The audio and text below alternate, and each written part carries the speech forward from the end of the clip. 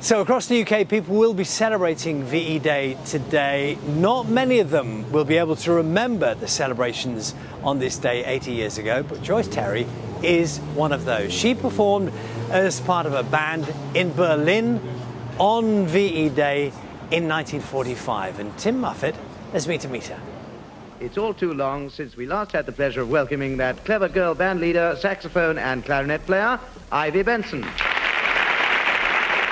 Ivy Benson was a trailblazer. It was the first really famous girl band. There was Vera Lynn #1 and the Ivy Benson Band #2 as the most requested performers. Joyce will be 100 years old in August. Did you always love to sing? Yeah, I could always sing. I remember like 5 or 6, I used to be singing my heart out. If I were the only girl in the world and you were the only boy, yeah. But when she was 18, she was performing one night in a nightclub in Southport when in walked her idol, Ivy Benson. She came in to have supper at the club where I was singing. She said, I want you in my band. That chance encounter changed Joyce's life, and it meant she witnessed an historical day in an extraordinary place. Tell us how you ended up being in Berlin on VE Day. We were actually in Germany entertaining the troops. Just suddenly Field Marshal Montgomery said, get us to Berlin, and we all piled onto a coach and were driven to Berlin. What was it like when you were in Berlin? We were brainwashed into thinking all Germans are terrible people.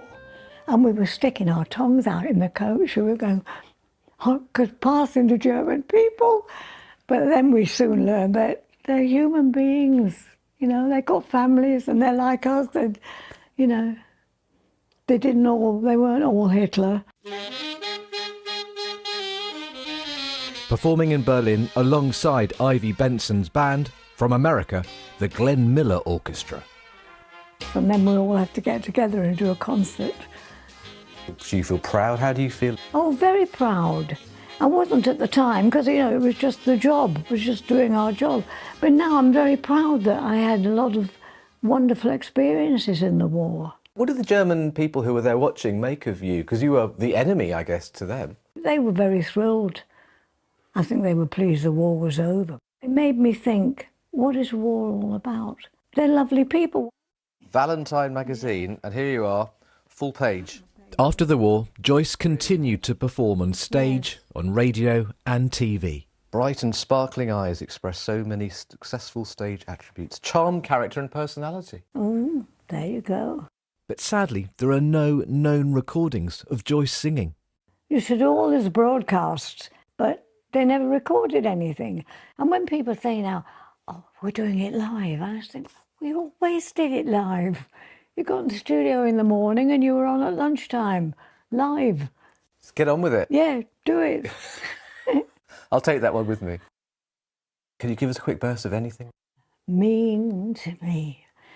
Why don't you be mean to me? I could do a song quiet with a glass of wine, but I can't sing out. I should be able to sing anything. We can get a glass of wine.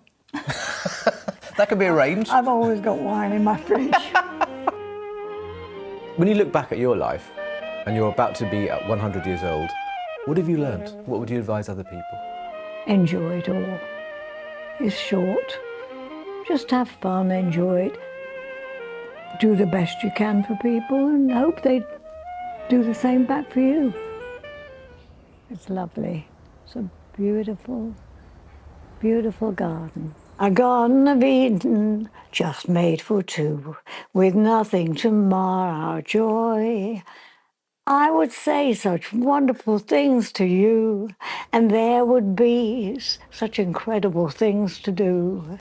If I were the only girl in the world, and you were the only boy.